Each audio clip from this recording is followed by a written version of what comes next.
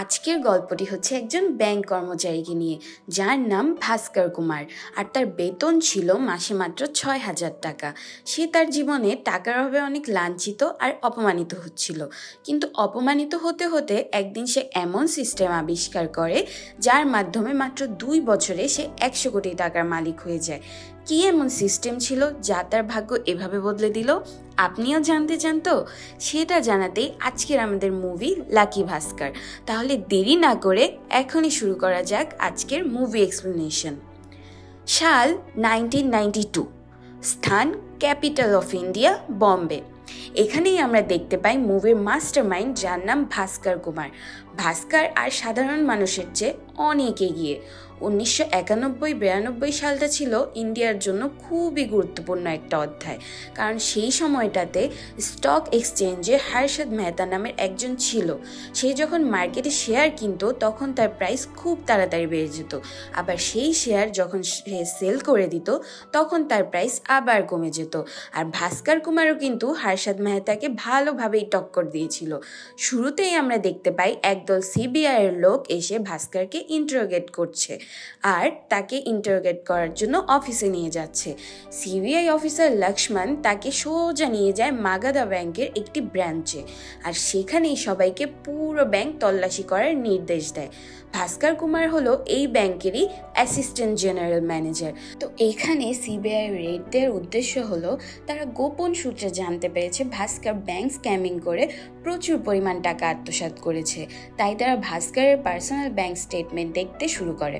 কিন্তু যখনই ভাস্করের স্টেটমেন্ট তাদের হাতে আসে তখন রুমের সবাই হতবাক হয়ে যায়, কারণ একজন সাধারণ ব্যাংকারের ব্যাংক অ্যাকাউন্টে আছে ১০০ কোটি টাকা। এই কাণ্ড দেখে সিবিআই অফিসার লক্ষ্মণ যেন নিজের চোখকে বিশ্বাস করতে পারে না। যার প্রতি মাসের বেতন মাত্র ৬,০০০ টাকা, সে কিভাবে মাত্র ২ বছরে এত অ্যামাউন্ট বানিয়ে ফেলেছে? এখান থেকেই শুরু হয় তাদের খোঁজ নেওয়া। আর তখনই ভাস্কর কুমার বলতে শুরু করে কিভাবে সে এত টাকার লিগ্যাল মালিক হলো। তারপর আমাদের নিয়ে যাওয়া হয় আরও ৩ বছর আগে, মানে ১৯৮৯ সালে। যাকে আপনারা এখন দেখতে পাচ্ছেন উনি হচ্ছেন ভাস্কর কুমার, একজন দায়িত্ববান ব্যাংক কর্মকর্তা। মাগাধা ব্যাংকে সামান্য একজন ক্যাশিয়ার ভাস্কর, যার প্রতি মাসের বেতন মাত্র ৬,০০০ টাকা। কিন্তু এরই মধ্যে সে ব্যাংক থেকে ৩৬,০০০ টাকা লোন নিয়ে নিজের জীবন কোনো রকম পার করছে। কাজের দিক দিয়ে ভাস্কর খুবই ফাস্ট, যার কারণে প্রতি বছর এমপ্লয়ি অফ দ্য ইয়ার ট্রফিও সেই পায়। সে হয়তো ছিল একজন সাধারণ মানুষ, কিন্তু তার ব্যক্তিত্ব ছিল অসাধারণ। তারপর দেখা যায় বাড়িতে তার ছোট ভাইকে, যে অনেক পরিশ্রম করে ইঞ্জিনিয়ারিং পাশ করার ট্রাই করছে। তারপর তার ছোট বোনকেও দেখানো হয় যে সুন্দর এক ভবিষ্যতের জন্য লড়াই করছে। ভাস্করের বাবা প্রহ্লাদ কুমার ছিলেন ইন্ডিয়ার একজন বড় সিএ বা চার্টার্ড অ্যাকাউন্টেন্ট, কিন্তু সবচেয়ে কাছের বন্ধুর কাছে ব্যবসায় ধোঁকা খেয়ে প্যারালাইজড হয়ে তিনি এখন অবসরে আছেন। কিন্তু এত কিছুর মধ্যেও ভাস্করের ওয়াইফ সুমতি সবসময় ভাস্করের পাশে আছে। ভাস্করের পরিবারে আরও আছে তার ৬ বছরের ছেলে। এই পুরো পরিবারকে নিয়ে ভাস্কর বেশ হাসি খুশিই ছিল, কিন্তু সমস্যা একটাই ছিল, টাকা। কারণ ভাস্করের কাছে টাকা পায় না এমন লোক পাওয়া প্রায় অসম্ভব। ৫০০ থেকে শুরু করে ১০,০০০ পর্যন্ত টাকা পায় মানুষ তার কাছ থেকে। আর এমনই এক সুদখোর পাটেলও ভাস্করের কাছে টাকা পেত। ভাস্করকে দেখলেই টাকা নেয়ার জন্য তাকে হুমকি দিতে থাকতো, কিন্তু প্রত্যেকবারের মতন সামনের মাসে দিয়ে দিব বলে সে পার পেয়ে যায়। কিন্তু এভাবে আর কতদিনই চলা যায়? লোন নিতে নিতে তার অবস্থা এমন হয়েছে যে তার আশেপাশের সবাই তাকে অপমান করতে থাকে। যেমন তার ছেলের বন্ধুর জন্মদিনে গিফট কেনার টাকা না থাকায় সে বাধ্য হয়ে তার ছেলের খেলনাই গিফট হিসেবে দিয়ে আসে। আবার শ্বশুর বাড়িতেও কেউ ভাস্করকে সম্মান দেয় না। তাই ভাস্কর মনে করে যে এই দুনিয়াতে টাকাই হচ্ছে সব সমস্যার সমাধান।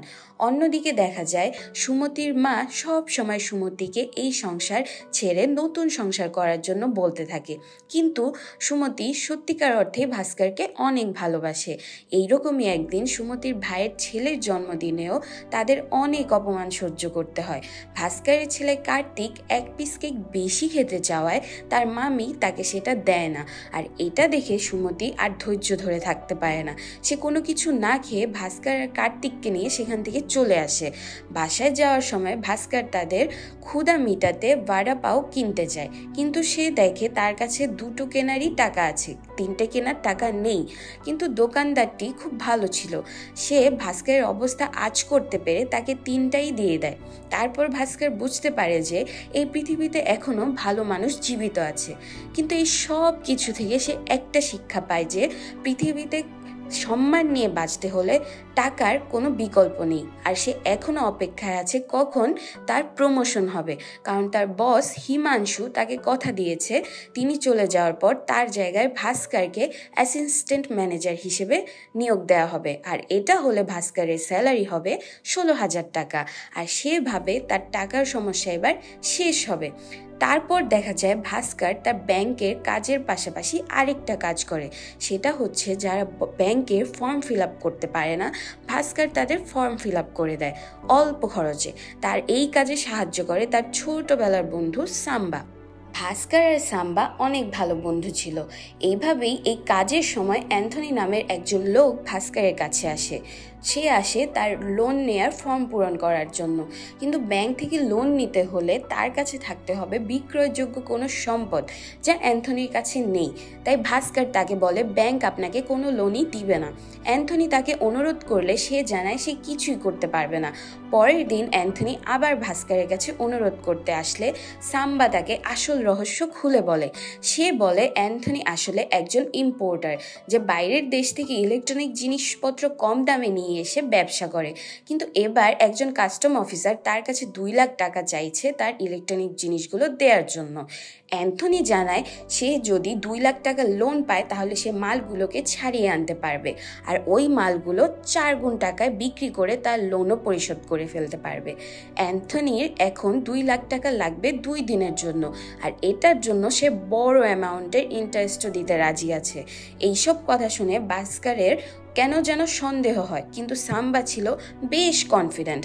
সাম্বা বলে, দেখ 2 দিনের জন্য কোনোভাবে তোর বউয়ের ভাইয়ের থেকে টাকাটা ম্যানেজ করা যায় কিনা। তখন ভাস্কর জানায় ওই শালা তো আমাকে মানুষই মনে করে না, টাকা দেয়া তো দূরেই থাক। কিন্তু অ্যান্থনির হাবভাব দেখে মনে হয় এই লোক সহজে ভাস্করের পিছু ছাড়বে না। তাই ভাস্কর ঠিক আছে দেখব বলে বিষয়টা ইগনোর করে নেয়। কিন্তু এর পরেই দেখা যায় ভাস্করের সাথে ঘটে যায় একটি খারাপ ঘটনা। সেই সুদখোর পাটেল তার পাওনা 10,000 টাকা আজই দিতে বলে, কিন্তু ভাস্কর তাকে অনুরোধ করে যেন এত মানুষের সামনে তাকে অপমান করা না হয়। কিন্তু পাটেল সবার সামনে বলতে থাকে তুই আমার টাকা এখনই দিবি। আর এটা বলেই পাটেল ভাস্করকে অনেক অপমান করে। এখানেই কিন্তু শেষ নয়, পাটেল ভাস্করের শেষ সম্বল স্কুটারটাও তার থেকে কেড়ে নেয়। মহল্লার সবার সামনে তাকে এভাবে অপমান করার কারণে তার মনটা একদম ভেঙে যায়। সেদিন তার কাছে অফিসে যাওয়ার জন্য গাড়ি ভাড়াও ছিল না, তাই সে দৌড়ে দৌড়ে অফিসে পৌঁছায়। কিন্তু অপমান এখানেই শেষ হয়নি। অফিসে এসে সে দেখতে পায় এত বছর ধরে বেস্ট এমপ্লয়ি হওয়ার পরেও তার প্রমোশন না হয়ে অ্যাসিস্ট্যান্ট ম্যানেজারের পদটা দিয়ে দেওয়া হয় মালিক পক্ষের এক লোককে। এটা দেখে ভাস্কর যেন নিজের চোখকেই বিশ্বাস করতে পারে না। দিন নেই রাত নেই সে কেবল পরিশ্রমই করে গিয়েছিল একটা ছোট প্রমোশনের জন্য, যা এই মুহূর্তে তার খুবই দরকার। ম্যানেজার হিমাংশু স্যার ভাস্করকে কথাও দিয়েছিল যে এই প্রমোশনটা তাকেই দেওয়া হবে, কিন্তু তবুও কিভাবে অন্য কেউ এসে তার অধিকার কেড়ে নিল সেটা জানতে রাগে ভাস্কর পৌঁছায় হিমাংশু স্যারের কাছে। ভাস্কর হিমাংশু স্যারকে বলে, আপনি একজন মিথ্যাবাদী, আপনি আমাকে আশা দেখিয়ে শুধু নিজের কাজই করিয়ে নিয়েছেন, আর দিন শেষে আপনি নিজের পরিচিত মানুষকেই এই চেয়ারে বসালেন। একজন জুনিয়রের মুখে এমন কড়া কথা শুনে হিমাংশু স্যার একদম রেগে যান। হিমাংশু স্যার বলেন, অকাত কি সেটা আমি তোমাকে বোঝাচ্ছি। এটা বলেই সে কোম্পানির এমডিকে ফোন করে ভাস্করের বিরুদ্ধে কমপ্লেন করতে যায়। ঠিক সেই মুহূর্তেই ভাস্কর রিয়েলাইজ করে যে তার ভুল হয়েছে। এখন যদি তার চাকরিটাও চলে যায় তাহলে তার পরিস্থিতি আরো খারাপ হয়ে যাবে। তাই সে এবার তার পায়ে পড়া শুরু করে ক্ষমা চাওয়ার জন্য। সে এত অসহায় ছিল যে তখন তার প্রাপ্যটুকু পাওয়ার জন্য যে প্রতিবাদটা করবে তার সাহসও ছিল না। অফিসের বাকিরাও হিমাংশু স্যারকে রিকোয়েস্ট করে সে যেন ভাস্করকে ক্ষমা করে দেয়। অবশেষে হিমাংশু স্যার তার মন নরম করেন এবং ভাস্করকে ক্ষমা করে দেন। এত বাজে পরিস্থিতির পর ভাস্কর নিজেকে শক্ত করতে থাকে, কারণ এটা ছাড়া তার কোনো উপায় নেই। তাই সে ফিরে এসে সবার সাথে অনেক নরমাল আচরণ করতে থাকে এবং অফিস শেষ করে ভাস্কর সাম্বার কাছে যায়। সাম্বা যখন বসেছিল তখন সে অ্যান্থনি আবার তাদের কাছে আসে, কিন্তু এবার সাম্বা তাকে ফিরে যেতে বললেও ভাস্কর নিজেই তাকে বসতে বলে। এবার ভাস্কর তাকে বলে, এখন আমি যদি তোমাকে 2 লাখ টাকা দেই, তুমি কি তোমার মাল ছাড়িয়ে প্রফিট করতে পারবে? তখন অ্যান্থনি বলে, আমি কথা দিচ্ছি কালকেই এই 2 লাখ টাকা আমি 4 লাখ টাকা করে ফেলবো। এই কথা শুনে ভাস্কর তার ব্যাগ থেকে 2 লাখ টাকা বের করে অ্যান্থনির হাতে দেয়। এটা দেখে সাম্বা অবাক হয়ে যায়। সে ভাবে ভাস্কর এত টাকা কিভাবে পেল। তখন ভাস্কর বলে, এই ডিল করতে আমি তোমার সাহায্য করেছি, তাই এখানে যা প্রফিট হবে তার 10% আমাকে আর 10% সাম্বাকে দিতে হবে। বলো তুমি রাজি? এটা শুনে অ্যান্থনি রাজি হয়ে যায় আর তখনই পোর্টে কল দিয়ে নিলাম বন্ধ করার জন্য বলে। এবার সাম্বা ভাস্করকে জিজ্ঞেস করে এই 2 লাখ টাকা সে কোথায় পেল। ভাস্কর জানায় এই 2 লাখ টাকা সে ব্যাংক থেকে নিয়েছে। প্রতিদিন যে ক্যাশে টাকা ডিপোজিট করতে হয় সেখান থেকে সে আজ 2 লাখ টাকা সরিয়ে রেখেছে। যেহেতু আজ শুক্রবার তাই আগামী 2 দিন কেউই আর হিসাব নিবে না, আর আগামী 2 দিনের মধ্যে যদি সে টাকা ব্যাক পেয়ে যায় তাহলে সে আবার সেটা সেখানে রেখে দিবে। তার মানে ব্যাংকের টাকা ব্যাংকেই থাকলো, শুধু মাঝখানে 2 দিন সে সেটা ইউজ করলো। তখন সাম্বা টেনশনে পড়ে যায়। সে বলে, ভাই তোর কি জেলে যাওয়ার ভয় নেই? একবার ধরা পড়লে চাকরি সহ সব যাবে। ভাস্কর তখন বলে, আমি লাইফের এমন এক পর্যায়ে আছি যেখানে হারাবার কিছুই নেই। ভাইয়ের লেখাপড়া, বাবার মেডিসিন, ছেলের খাবার সব কিছু আমাকেই জোগাড় করতে হবে। আমি আমার চোখের সামনে আমার পরিবারকে এভাবে কষ্ট দিতে পারবো না। তাই আমি আমার পরিবারকে খুশি রাখার জন্য লাইফের শেষ সীমানাও পাড়ি দিতে পারি। এইসব কথার মাঝেই অ্যান্থনি আবার আসে আর সে জানায় সে নিলাম বন্ধ করতে পেরেছে আর এই টাকাগুলো দিয়েই সে মালগুলো ফেরত আনতে পারবে। তখন ভাস্কর অ্যান্থনির হাত ধরে বলে, ভাই আমার লাইফটা বিশ্বাস করে আপনার হাতে তুলে দিলাম, আমার ভরসা ভাঙবেন না। এবার ভাস্কর অ্যান্থনির পুরো বিজনেসের ডিটেলস জানতে চায়। তখন অ্যান্থনি বলতে শুরু করে, সেই 80-র দশকের টেলিভিশন এই উপমহাদেশে বেশ জনপ্রিয় ছিল, কিন্তু তখন একটা টেলিভিশনের দাম প্রায় 40,000 টাকার মতন ছিল। কিন্তু এই টেলিভিশনগুলো যে দেশ থেকে আসতো সেখানে এটার দাম ছিল মাত্র 8 থেকে 10,000 টাকা। যেহেতু দেশের সরকার এর উপরে অনেক ট্যাক্স আদায় করে তাই এর দাম বেড়ে যেত অনেক, কিন্তু এই ট্যাক্স ফাঁকি দেওয়ারও উপায় ছিল, আর তা হলো এই টেলিভিশনগুলোকে স্পেয়ার পার্টস বলে লুকিয়ে নিয়ে আসা। স্পেয়ার পার্টস বললে এর উপর কোনো ট্যাক্স দিতে হয় না, তাই অনেক কম দামে এগুলো ইম্পোর্ট করা যায়। তবে এর জন্য কাস্টম অফিসারকে চা নাস্তার খরচ দিলে আর কোনো বাধা থাকে না। তবে এক্সট্রা টাকা ইনভেস্ট করলে এই সিস্টেমে রাতারাতি বড়লোক হওয়া কোনো ব্যাপারই না। এই সব কিছু শুনে ভাস্কর কিছুটা চিন্তামুক্ত হয়, তাই সে সাম্বাকে অ্যান্থনির সাথে পাঠিয়ে বাসায় চলে আসে আর অপেক্ষা করতে থাকে ভালো কোনো খবরের। কিন্তু 2 ঘন্টায় তাদের আসার কথা থাকলেও সাম্বা বা অ্যান্থনি কেউই আসে না। তখন ভাস্করের মনে ভয় আর চিন্তা কাজ করা শুরু করে। সে ভাবে তারা ধরা পড়ে গেল না তো, বা অ্যান্থনি কি টাকা মেরে চলে গেল? এমনও তো হতে পারে সাম্বা আর অ্যান্থনি মিলে তাকে ধোঁকা দিল। এই সব কিছু চিন্তা করে ভাস্কর পাগল প্রায়। সে চিন্তা করে আজ যদি সেই 2 লাখ টাকা মার খেয়ে যায় তাহলে তার কি হবে। কিন্তু তার পরেই দেখা যায় সেখানে সাম্বা আসে। সাম্বার মুখে পুরো কালো ছায়া নেমে এসেছে। ভাস্কর তখন ভাবে হয়তো অ্যান্থনি তাকে ধোঁকা দিয়েছে, কিন্তু তখনই সেখানে অ্যান্থনি আসে আর ভাস্কর বুঝতে পারে সেটা তার ভুল ধারণা ছিল, যার থেকে সাম্বা আর ভাস্কর পেয়ে যায় 20,000 করে প্রফিট। তারপরই ভাস্কর অ্যান্থনিকে জড়িয়ে ধরে এটা ভেবে যে অ্যান্থনি তার ওয়াদা রক্ষা করেছে। তারপর ভাস্কর পাটেলকে তার টাকা ফেরত দিয়ে তার প্রিয় স্কুটারটি ফেরত নিয়ে আসে, যেটা দেখে সুমতিও অবাক হয়ে যায়। এর পরের দিন ভাস্কর আবার ব্যাংকে যায় সবাই আসার আগেই, আর এবার তার মিশন হচ্ছে সেই 2 লাখ টাকা আবার ভল্টে অ্যাড করা। সেই কাজ ভাস্কর এমনভাবে করে দেয় যে কেউ টেরই পায় না। আর এর মাধ্যমে ভাস্কর এমন এক সিস্টেম পেয়ে গেছে যার মাধ্যমে সে তার ব্যাংক থেকে 2 দিনের জন্য টাকা সরিয়ে অ্যান্থনির সাথে ওই বিজনেসে সামিল হয়ে যায়। আর এভাবে ভাস্কর তার লাইফে এগিয়ে যেতে থাকে। ভাই বোনের পড়ালেখা, ব্যাংকের লোন, ঘরের আসবাবপত্র সবই ঠিকঠাক মতন হচ্ছিল। এই সব কিছু সুমতির কাছে স্বপ্ন বলে মনে হয়। সে ভাবতে থাকে এত দ্রুত ভাস্কর এত কিছু কিভাবে করতে পারছে। সুমতি ভাস্করকে প্রশ্ন করে যে সে আসলে এই সব কিছুর টাকা কই থেকে পাচ্ছে। তবে ভাস্কর তাকে জানায় যে সে এক্সপোর্ট ইম্পোর্টের বিজনেস করছে আর এই জন্য সে ব্যাংক থেকে টাকা লোন নিয়েছে আর তার বিজনেস অনেক ভালো যাচ্ছে, তাই সে সব কিছু করতে পারছে। সুমতিও ভাস্করের কথা বিশ্বাস করে নেয়।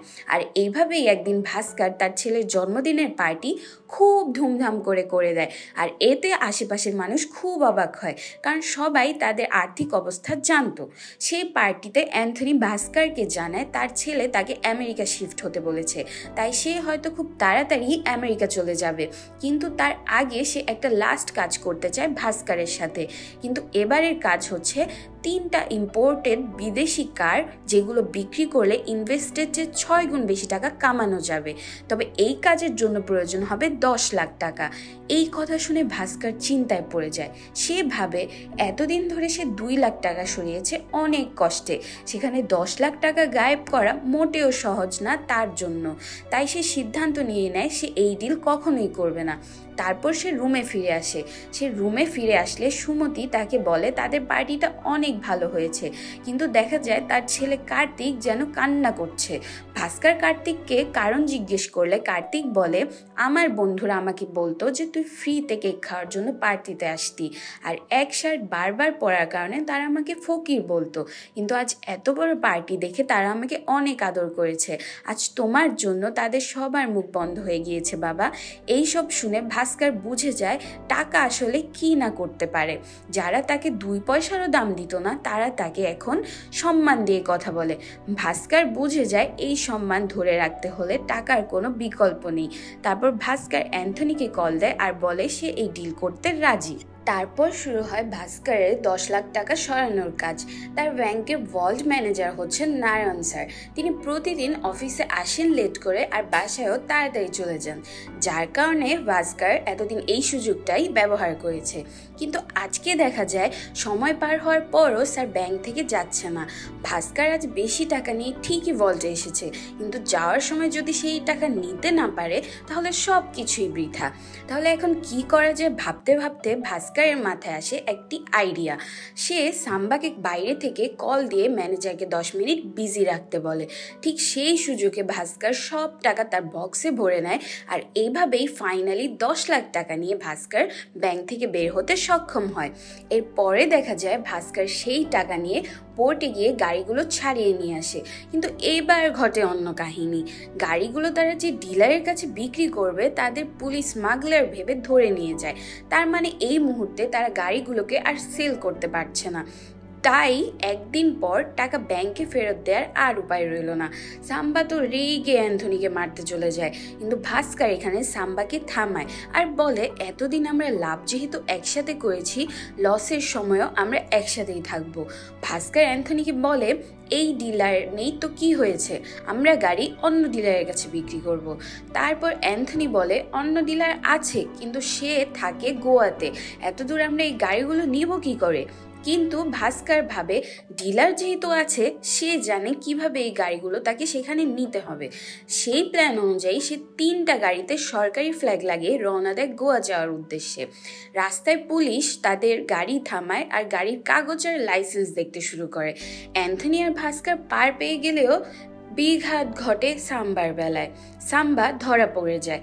তখনই ভাস্কর তার আসল চাল চারে। তার গাড়ি থেকে বেরিয়ে আসে একজন মিনিস্টার। সেই মিনিস্টারকে দেখে তো পুরো ফোর্সের গলা শুকিয়ে যায়। তারা ভাবে আজকে বুঝি চাকরিটা গেল। কিন্তু মিনিস্টারদের ব্যবহার মোটেও মিনিস্টারদের মতন ছিল না। আসলে মনে হবেই বা কী করে, তারা আসলে কোনো মিনিস্টার ছিল না। ভাস্কর তাদেরকে ভিখারি থেকে মিনিস্টার সাজিয়ে নিয়ে এসেছে। আর সেই যাত্রায় তারা একজন বার ডান্সারকেও অমিতাভের নেক্সট নায়িকা বানিয়ে দিয়ে সব চেকপোস্ট পার করতে সক্ষম হয়। আর তারপর তারা ওই গাড়ি 3টি বিক্রি করে ওই বিপদ থেকে নিজেদের উদ্ধার করে। অবশেষে অ্যান্থনিকে তারা পৌঁছে দেয় এয়ারপোর্টে। তবে যাওয়ার সময় অ্যান্থনি তাদেরকে বলে আমি ওইখানে একটা হোটেল খুলবো। সে আরও বলে ভাস্কর যখনই তোমার কোনো হেল্পের প্রয়োজন হবে তুমি আমাকে বলতে ভুলবে না কিন্তু। ভাস্কর তার জীবনে আমূল পরিবর্তন এনে দেওয়া ব্যক্তিটিকে চোখে জল নিয়ে বিদায় জানায়। এবার ভাস্করের মিশন হচ্ছে সেই 10 লাখ টাকা ব্যাংকে ফিরিয়ে দেয়া। এই উদ্দেশ্যে সে যেই না ব্যাংকে পৌঁছায় তখনই সে দেখে পুলিশ ব্যাংক ঘিরে রেখেছে। এটা দেখে ভাস্কর পুরো কেঁপে উঠে। সে ভাবে এই মনে হয় সে ধরা পড়ল, কিন্তু তারপর সে দেখতে পায় পুলিশ এখানে এসেছে হিমাংশুকে ধরতে। এটা হচ্ছে সেই হিমাংশু যে ভাস্করকে প্রমোশন দেয়নি। হিমাংশু এতদিন কাউকে না জানিয়ে অনেক মানুষের থেকে ঘুষ খেয়ে তাদের চাকরি দিচ্ছিল, কিন্তু বিপদ এখনো যায়নি। ভল্টে টাকা না রাখা পর্যন্ত কিন্তু ধরা খাওয়ার চান্স কমছে না। এরই মধ্যে নারায়ণ স্যার ভাস্করকে নিয়ে যায় ভল্টে। সে 40 টাকা ঠিকই তুলে নেয়, কিন্তু খাতায় রেজিস্টার করে 50 লাখ টাকা, কারণ নিজের কাছে যে 10 লাখ টাকা ছিল সেগুলো দিয়ে সে আগের হিসাব ফিক্স করে ফেলবে। সে সেই টাকা নিয়ে রুমে আসতেই সেখানে হাজির হয় ম্যানেজার বিনোদ। তার কাছে থাকা সুটকেসে কি আছে বিনোদটা প্রশ্ন করে। এই কথা শুনে ভাস্কর ভয় পেয়ে যায়। বিনোদ তাকে সেই সুটকেস খুলতে বলে। তাহলে এখানে কি ভাস্কর ধরা খেয়ে গেল? না, ভাস্কর 5 মিনিট আগেই সেই টাকা সরিয়ে ফেলেছিল। তাই দেখা যায় সেই সুটকেসে শুধু কাপড়ই ছিল আর কিছুই না। তারপর দেখা যায় ভাস্কর এতদিনে 6 লাখ টাকা জমিয়েছিল, তাই সে সেগুলো বিভিন্ন খাতের জন্য রেখে দেয়। কিন্তু তারপরই তার ভাইয়ের দেশের বাইরে একটি ইউনিভার্সিটিতে চান্স হয়ে যায়, কিন্তু সেখানে পড়তে হলে দরকার 6 লাখ টাকা।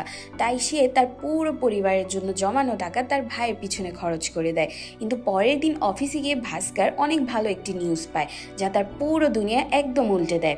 চেয়ারম্যান নিজে ভাস্করকে মিটিংয়ে ডেকে জানায় আজ থেকে তুমি মাগাদা ব্যাংকের এজিএম। আমি তোমার নামে অনেক ভালো রিপোর্ট পেয়েছি, যার কারণে তুমি এই পদের জন্য সঠিক ব্যক্তি। মাত্র একদিনের মধ্যে ভাস্করের স্যালারি 6,000 থেকে 19,000 টাকা হয়ে যায়। সেই সাথে সাথে সে একটি মারুতি 800 গাড়িও পায়। সে সেই লাল গাড়িটা নিয়ে বাড়িতে যায়, আর সুমতিও গাড়িটা দেখে খুশিতে আত্মহারা হয়ে যায়। এতক্ষণ আমরা বললাম ভাস্করের জীবনের শুরুর দিকের কাহিনী।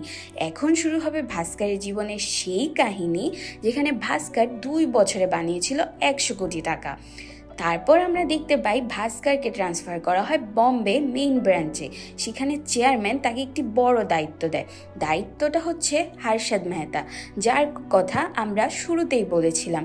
আসলে হার্ষদের পার্সোনাল অ্যাকাউন্ট এই ব্যাংকে করা। চেয়ারম্যান ভাস্করকে জানায় হার্ষদ আমাদের ভিআইপি ক্লায়েন্ট, তাই তার যা যা লাগবে সে যেন পূরণ করে দেয়। ভাস্কর তাকে জানায় সে এই দায়িত্বটা ঠিকভাবে পালন করবে। তারপরেই দেখা যায় হার্ষদের এক কর্মী সুরাজ আসে ভাস্করের কাছে, যার হাতে ছিল কাটারি ব্যাংকের 2টো পিআর। সুরাজ এখানে 2টো পিআর নিয়ে সেগুলোতে সাইন করিয়ে নেয়, কিন্তু ভাস্কর তাকে বলে আপনার হাতে 2 সপ্তাহ সময় আছে এই টাকাগুলো ফেরত দেওয়ার, আর আমি চাই না আপনি লেট করেন।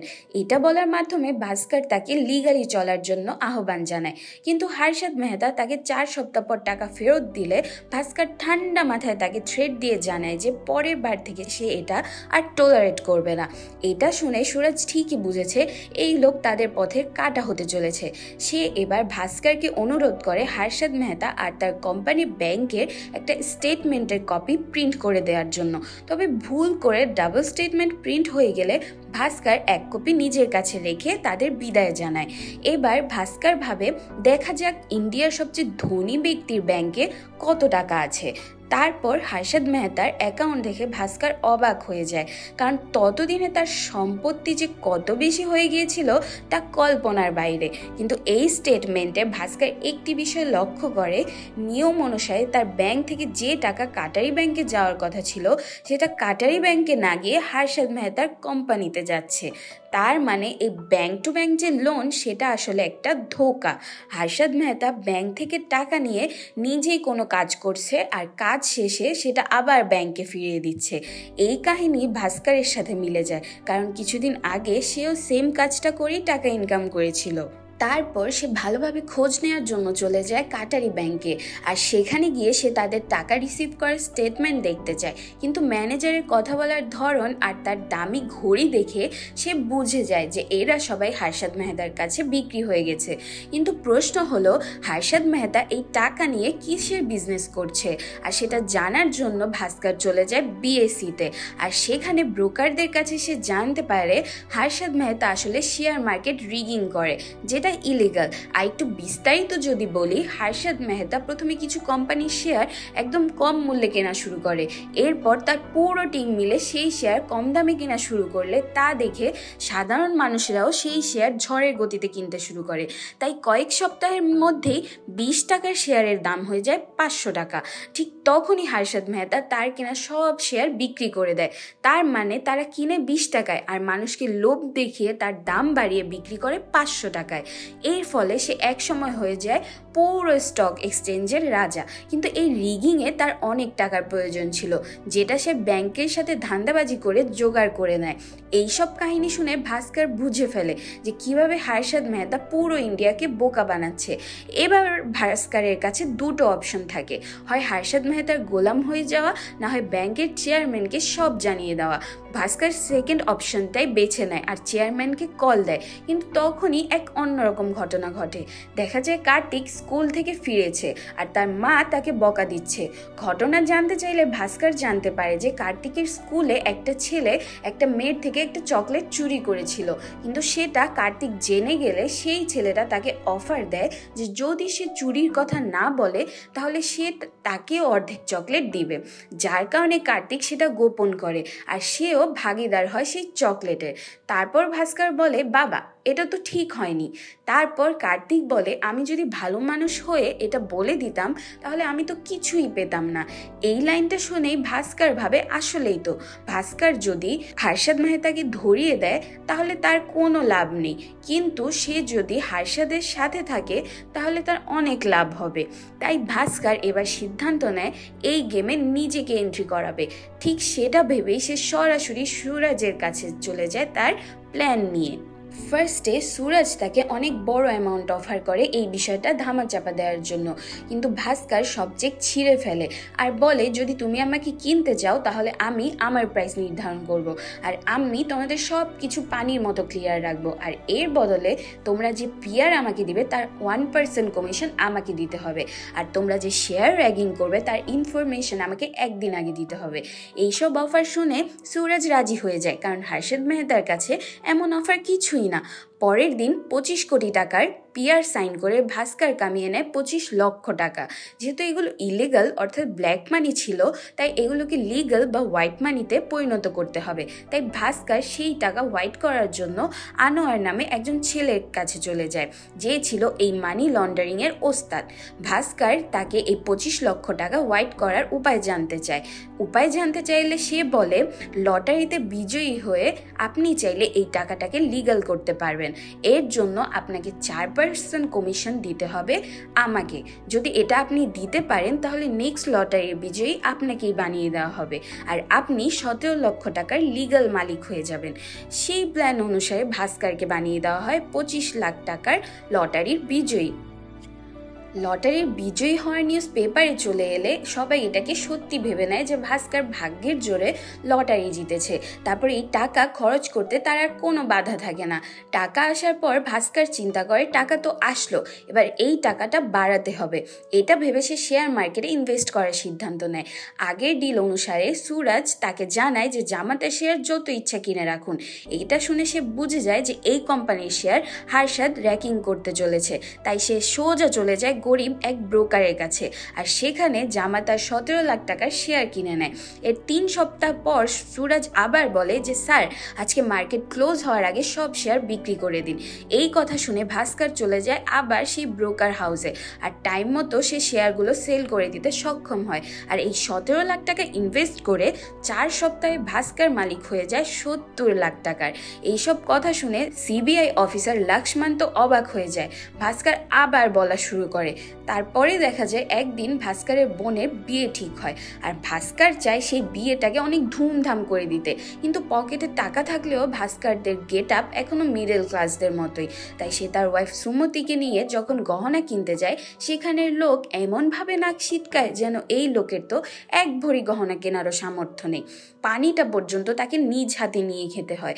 তবে এখানে ভাস্কর খেয়াল করে যে এক লোক দামি গাড়ি নিয়ে স্যুট পরে এসেছে, তাই তারা তাকে অন্যরকম ভাবে আপ্যায়ন করছে। এটা দেখে সে বুঝে যায় শুধু টাকা থাকলেই হবে না, সম্মান পেতে হলে তাকে তার গেট আপও চেঞ্জ করতে হবে। তাই ভাস্কর সেখান থেকে বেরিয়ে সোজা চলে যায় ব্যাংকে, আর সেখান থেকে 70 লাখ টাকা তুলে নিয়ে চলে আসে এক ফ্যাশন হাউসে। সেখানে সবাই প্রথমে তাকে মিডল ক্লাস ভাবতে থাকলেও কিন্তু যেই না সে টাকার ব্যাগটা খুলে তখন সবাই তাকে স্যার স্যার বলা শুরু করে। এরপর ভাস্কর তার বোন আর ওয়াইফকে বলে, তোমাদের যা মন চায় তাই কেনো, কারণ ভাস্করের এখন টাকার কোনো অভাব নেই। এই বলে তারা সব দামি কাপড় পরে সোজা চলে যায় গাড়ি কেনার জন্য। ভাস্কর নিসানের এক গাড়ি কিনে নেয় 17 লাখ টাকায়, যা ওই সময় শুধু ধনীদের কাছেই ছিল।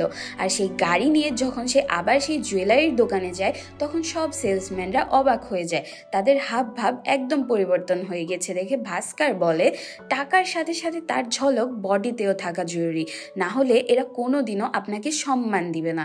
তারপর দেখা যায় ভাস্করের বোনের বিয়েও সে খুব ধুমধাম করে দেয়। এখন সুরাজের থেকে সে যে ব্ল্যাক মানি পায়, এটা তো বারবার হোয়াইট করা সম্ভব না, এতে করে সিবিআইয়ের লোকজন তাকে সন্দেহ করতে পারে। তাই এবার তাকে আরও বড় মানি লন্ডারিংয়ের সিস্টেম বের করতে হবে। সেই সিস্টেমে আনোয়ার তাকে জানায় যে বাইরে অনেক কোম্পানি আছে যাদের এজেন্টের কাছে আমরা এখান থেকে ক্যাশ টাকা দিলে তারা ওই কোম্পানি থেকে আমাদের রেমিটেন্স পাঠিয়ে দিবে, তবে এর জন্য আমাদের একটা লিমিটেড কোম্পানি থাকতে হবে।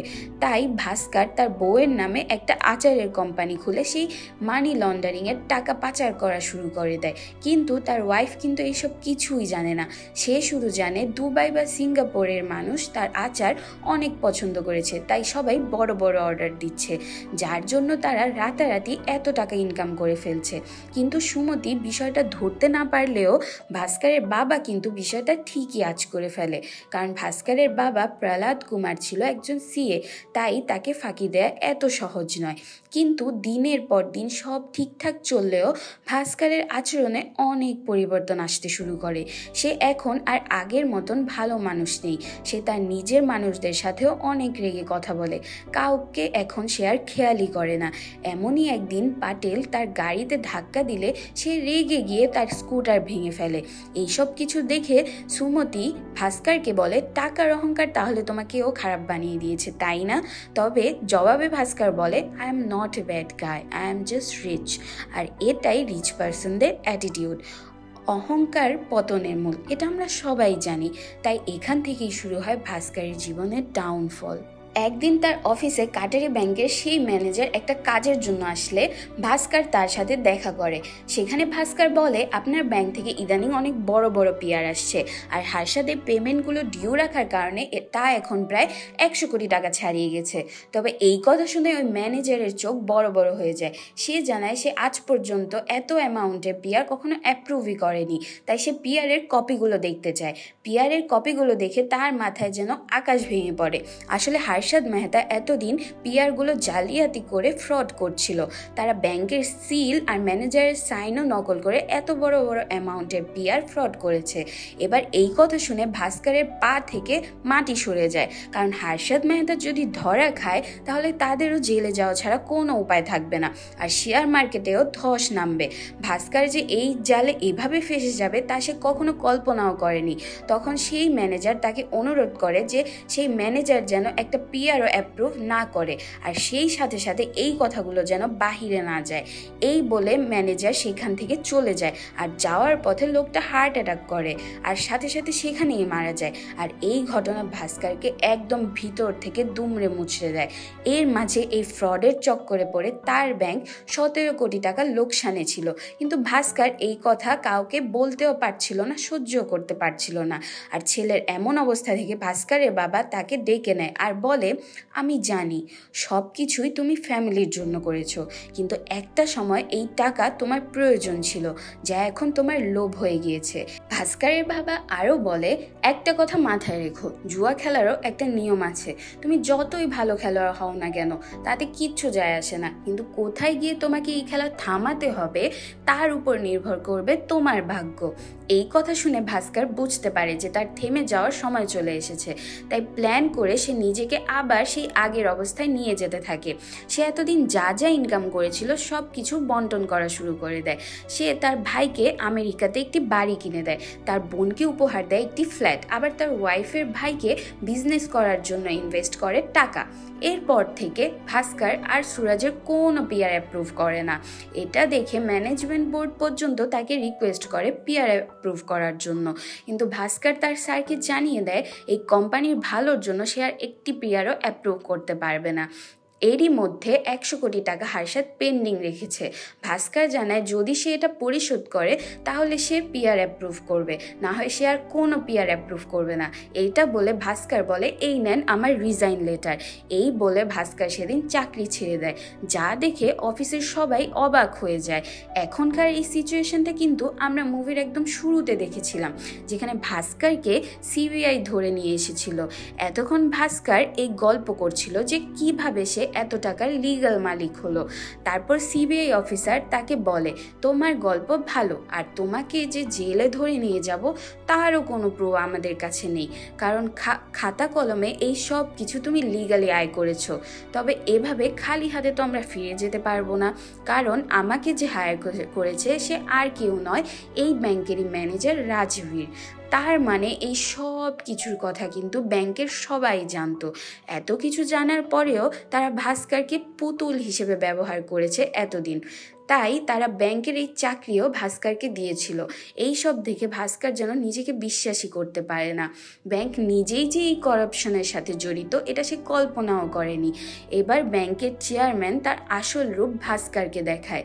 সে বলে, আমি জানি তুমি অনেক ইনকাম করেছো, এই ধান্দায় তুমি অনেক ইনকাম করে ফেলেছো, কিন্তু যখন তোমার মন ঘুরে গেল তখন তুমি আমার সাথে পল্টি নিলে, আর কাউকে না জানিয়ে তুমি রিজার্ভ ব্যাংকে গিয়ে আমাদের নামে নালিশ করে এসেছো।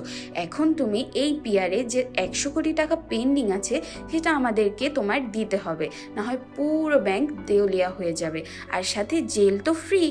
সে আরও বলে, এই মুহূর্তে আমি তোমাকে দুটো অপশন দিচ্ছি। এক, আইটি ডিপার্টমেন্টকে বলে আমরা তোমার অ্যাকাউন্ট ফ্রিজ করে রাখি আর জেলের ভাত খাওয়াই, অথবা পেন্ডিং 100 কোটি টাকা তুমি হর্ষদকে দেওয়ার মাধ্যমে ব্যাংকের পেন্ডিং ক্লিয়ার করে দিবে।